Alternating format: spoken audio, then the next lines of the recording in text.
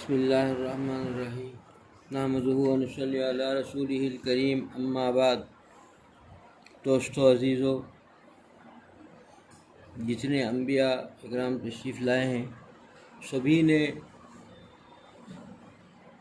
انسانیت کو درس دیا کہ بتایا کہ دیکھو کہ جو اسباب اختیار کرتے ہیں بظاہر اس اسباب میں کوئی طاقت نہیں ہے، جو کچھ بھی ہے اللہ کی ذات ہے، وہ مسبب الاسباب ہیں، اسی پر نگاہ رکھیں۔ ان کا کل نصیحت کا نچوڑ یہی تھا کہ جو کچھ بھی ہے وہ اللہ کی ذات سے ہوگا، جو کچھ بھی کرنا ہے وہ اللہ ہی کرے گا۔ اسباب جو ہیں بس ایک ذریعہ ہے، لیکن یہ حقیقت میں سے کوئی اس کا کام نہیں۔ جیسا گھر میں ایک نل ہے، نل سے پانی آتا ہے، لیکن یہ نل میں جو پانی آتا ہے اس کے اختیار میں نہیں ہے کہ نل کتنا پانی دے اور کہاں سے دے اور کتنا زیادہ دے، اس کا تو اختیار میں ہے ہی نہیں۔ یہ جو ہے اس پیچھے سے اس کا تعلق ہے، کتنا دینا ہے، کیا آنا ہے، کتنا پانی آنا ہے، ٹنکی سے کتنا آئے گا، وہ اتنا آئے گا اتنا دے دے گا بس۔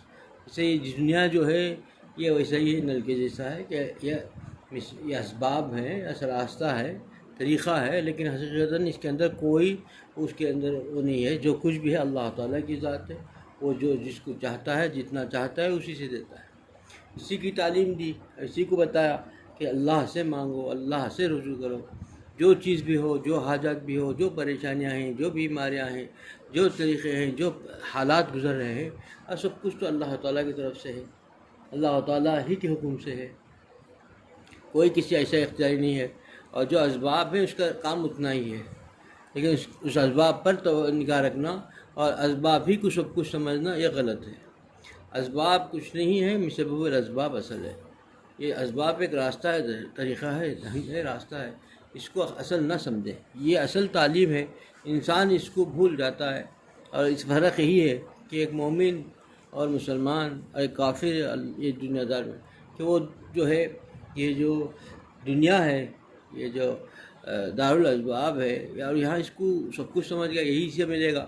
میں پیسہ کماؤں گا، پیسے سے راحت ملے گی، سکون ملے گا، پیسے کماؤں گا عزت ملے گی، پیسہ ہی سب کچھ سمجھ رہا ہے۔ اور دنیا کے آرام و آسائش، آلائش، زیبائش، اسی میں سب کچھ سمجھ رہا ہے، یہی سے کچھ ہے ہی نہیں۔ تو سب کچھ تو اللہ کے ہاتھ میں ہے، اور جب جس کو چاہتا ہے اسی کو عطا کرتا ہے۔ مومن کے شان اور مسلمان کے لیے کیا یہی ہے کہ اللہ تعالیٰ پر نگاہ رکھے، جو کچھ بھی ہے اللہ کی ذات ہے، اللہ تعالیٰ ہی کریں گے، اللہ تعالیٰ ہی دے سکتے ہیں، کیونکہ وہ تو کیسی جگہ سے کہہ دے دیتے ہیں کہ ابراہیم علیہ السلام جو ہے اپنے بیوی اور بچے کو لے جا کر ایسی زمین، ایسی ریگستان زمین جب پانی کا خطرہ میسر نہیں ہے وہاں چھوڑ کے جا رہے ہیں۔ پوچھ رہے ہیں اور بیوی بھی اتنے اللہ کی کیسے ایسی پیاری بندی کہ وہ ان کو پتہ ہے کہ یہ ایسے ہی نہیں جائیں گے۔ اللہ کا حکم، میں پوچھا کہ اللہ کا حکم سے جا رہے ہیں؟ ہاں جا رہا ہوں، لیکن کیا کیفیت ہے؟ اب چھوڑ کے جا رہے ہیں، توکل پہ جا رہے ہیں، اللہ کے یقین پہ جا رہے ہیں کہ اللہ تعالیٰ کی ذات ہے، اللہ تعالیٰ کی ذات کرے گی۔ پھر جانے کے بعد اللہ تعالیٰ سے دعا مانگتے ہیں۔ جب نظروں سے اوجھل ہو جاتے ہیں بیوی بچے، اتنا دور چلے گئے شام کی طرف نکلتے ہوئے، تو پہلے اللہ سے مانگتے ہیں، اللہ میں نے میرے معصوم بچے کو، بیوی کو تیرے حوالے کر کے آیا ہوں۔ یہ ان کے لیے اچھا ہے، وہ جو ہے ان کے لیے جو ہے دین کا سیکھنے کا ذریعہ بنے گا، یقین ہے اس راستے سے۔ لیکن اللہ میں ان کو جو ہے زندگی کا اسباب بھی پیدا کرتے، کیونکہ وہ ایسی جگہ تھی کہ نہ وہاں زندگی کا نہیں، کوئی انسان کا، کوئی انسانیت کا، کوئی نہ انسان تھا، نہ انسان کو جینے کا کوئی چیز میسر تھی، وہاں پر کوئی چیز ہی نہیں تھی۔ پھر اللہ سے دعا مانگی اور پورا یقین رکھا کہ میرا مولا ضرور اس چیز کو سنے گا۔ یہ چیز تھی کہ دیکھیں کیا ہوا کہ ایسا یہ کیا ہے، زمزم کا ایسا چشمہ پھوٹا کہ ساری دنیا جسے سیراب ہو گئی۔ کیسے چشمہ پھوٹا؟ جو ایسی جگہ سے جہاں خطرہ بوند کا پانی نہیں مل سکتا تھا۔ اللہ تعالیٰ سے مانگا اور یقین کے ساتھ چھوڑ دیا، اور توکل پر بھروسہ اللہ کے اوپر رکھا، چیز پہ نہیں، اسباب پر نگاہ نہیں تھی۔ عبداللہ بن عباس رضی اللہ عنہ ایک مرتبہ سفر میں حضور اکرم صلی اللہ علیہ وسلم کے ساتھ سواری میں جا رہے ہیں، تو انہوں نے نصیحت ہی فرمائی کہ عبداللہ اے غلام، حضور صلی اللہ علیہ وسلم کا انداز تھا بات کرنے کا، اے لڑکے تو اللہ کے حقوق کا خیال رکھ، تو اللہ کا خیال رکھ، اللہ تیرا خیال رکھے گا۔ یہی نصیحت یہی فرمائی۔ اللہ کا خیال کا مطلب کیا ہے کہ اللہ کے حقوق ہر چیز میں، اللہ کی عبادتوں میں، ہر چیز کے ذکر میں، تلاوت میں اللہ کا جو حق ہے وہ حقوق کا خیال رکھے گا، اللہ تیرا خیال رکھے گا۔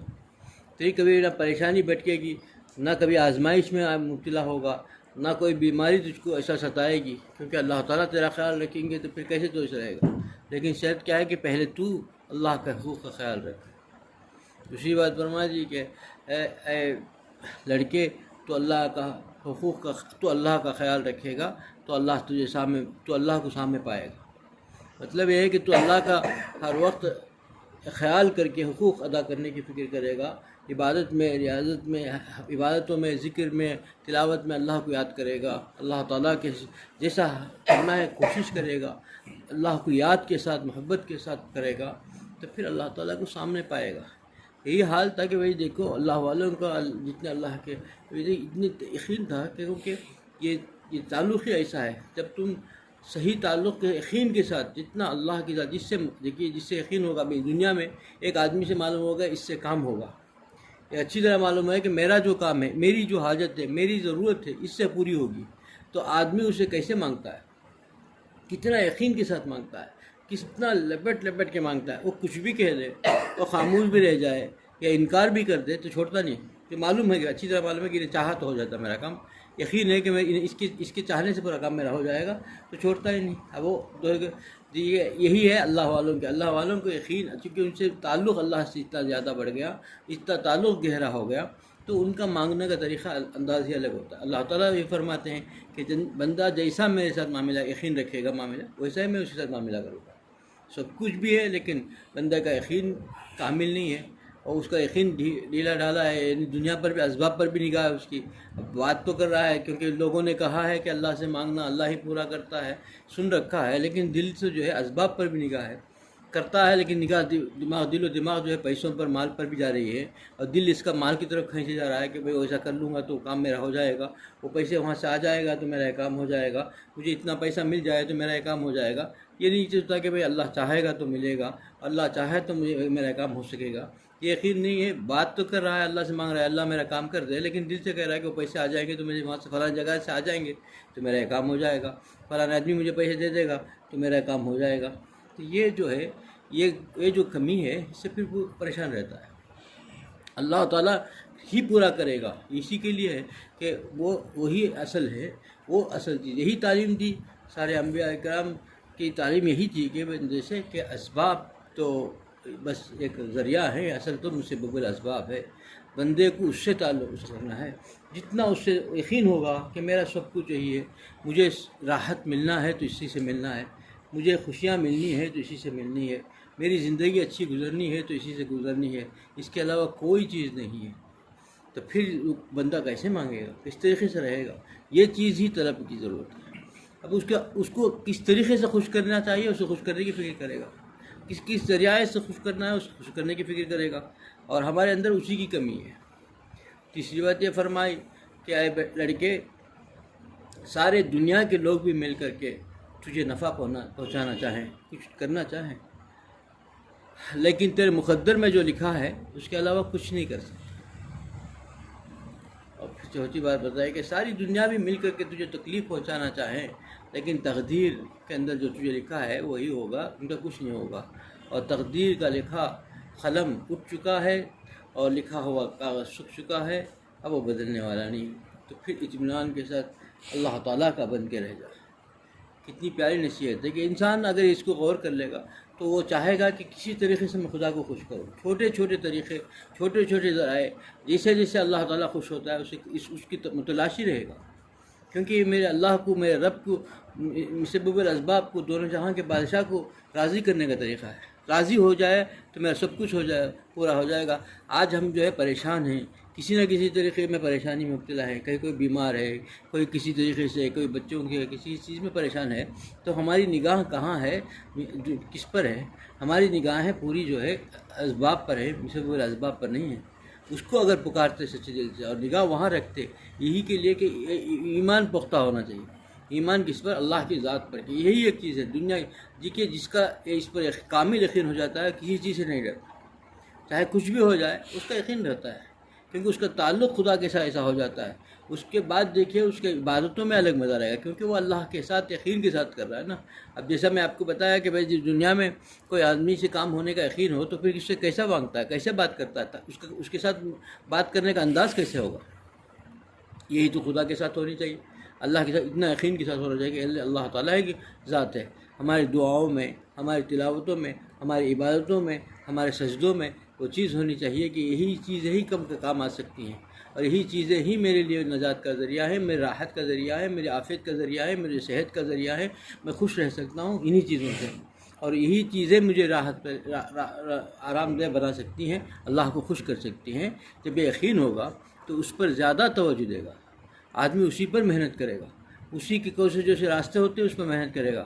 آج ہم کوئی کام کرنے، دین کے کام کرنے میں کاہلی محسوس ہوتی ہے، دین کے کام کرنے میں، ذکر میں، تلاوت میں، اور کوئی کام دین کی چیزوں میں ہم کو بیزار لگتا ہے، سستی لگتی ہے، اور دین کی بات کہیں چل رہی ہے وہاں جا کر شامل ہونے میں تکلیف ہوتی ہے، اور دین کی بات سننے میں بھی بڑی تکلیف ہے، اور سنانے میں بھی بیزارگی محسوس ہوتی ہے. تو اس کا مطلب ہے کہ ہم کو یہ بے ضرورت محسوس ہوتی ہے، ہم کو یہ ضرورت ہی نہیں ہے. اپنی زندگی کے اندر اس کی ضرورت سے زائد چیز سمجھتے ہیں، دنیا ہی کو سب کچھ سمجھ رکھا ہے. پھر فلاح نہیں پا سکیں گے. اصل چیز سے ہم ہٹ گئے. ہمارے جیسے ہم کو اور دنیا داروں کو، ہم کو اور کفار کو، مسلمان اور مومن اور کفار کے لیے یہی فرق ہے. وہ اسباب جو ہے اسی کو سب کچھ سمجھتا ہے، اس کے ذہن میں یہی ہوتا ہے میرے پاس مال ہوگا، میرے پاس کار ہوگی، میرے پاس جو ہے آرام و آسائش کی چیزیں ہوں گی تو میں بڑی راحت سے زندگی گزاروں گا، کیونکہ اس کی نگاہ اسی پر ہے، خدا پر ہے ہی نہیں. تو وہ اس کو کتنا پریشان بیچان رہتا ہے اس کو معلوم ہے. اب دیکھنے میں سامنے دکھتا ہے ہم کو چیزیں، اس کے اندر کی حالت دیکھیں گے وہ تو چاہے گا کہ بھئی یہ چلے جائے. اسی لیے دیکھا ہوگا آپ کسی مالدار کے پاس جا کر دیکھیں، خریف سے ہو کے دیکھیں، سب سے پہلے کھلے گا نہیں. جب کھل گئے گا تو بولے گا کہ میں کسی کھیتوں میں، جنگلوں میں جا کے تنہا پڑنے میں سکون محسوس کرتا ہوں. ابھی اتنے بڑے آپ کے پاس محل ہے، محل کتنا بڑا گھر ہے، گھر میں دسوں نوکر جا کر ہے، آپ کے گھر میں اے سی چل رہی ہے، اور کبھی کرنٹ جانے کا مسئلہ ہی نہیں. آپ کے گھر میں جو ہے ہر وقت جنریٹر اور ہر چیزوں سے ہے، اور نوکر چا کر قدم پہ کھڑے ہوئے ہیں، اور تم کو سکون نہیں ہے. بولا کہ بالکل سکون نہیں، میں تو بھاگتا ہوں. یہ لوگ بولے کہ کہیں جنگل کے اندر تنہائیوں میں ایک چھوٹا سا مکان بنا کر جہاں آواز بھی نہ ہو رہنا چاہتا ہوں. کیوں چاہتا ہے؟ کیونکہ اس سے سکون نہیں ہے. اب اس کو جس کو سکون سمجھا تھا وہ سکون ہے ہی نہیں اس میں، اس کو سمجھ میں نہیں آیا. یہی تعلیم دی ہم انبیاء نے، حضور اکرم صلی اللہ علیہ وسلم نے ہم کو یہی تعلیم سکھائی کہ اس کے اندر ہے ہی نہیں سکون. تو کہاں ہے؟ تو کہاں ڈھونڈ رہا ہے انسان؟ اور ہم بھی ایسا ہی اسی کو سمجھ کے بیٹھے ہیں. تبھی تو ان چیزوں میں، دینی کاموں میں، دینی چیزوں میں ہم کو کوئی دلچسپی نہیں ہے، بڑی بوجھ سمجھ کے کر رہے ہیں. کیونکہ اگر معلوم ہو جائے کہ خدا کو خوش کرنے کا ایک بہترین موقع آتا ہے تو ٹوٹ پڑے گا آدمی. جیسے کوئی چیز مل رہی ہو اور قیمتی چیز بٹ رہی ہو تو اس پر کیسا ٹوٹ پڑے گا آدمی؟ دیکھا ہے کہ دیکھا گا نہیں کہ اس کا سب کچھ ٹوٹ پڑے گا. یہ چیزیں کو ایسا متلاشی ہوگا، اور جہاں مل جائے ٹوٹ پڑے گا کہ میرا خدا کو راضی کرنے کا ایک بہترین موقع ہے. ہم اپنا جائزہ لیں اور ہمارے زندگی کو دیکھیں، ہم اللہ کو خوش کرنے کے لیے کتنا کام کر رہے ہیں، تب پتہ چلے گا.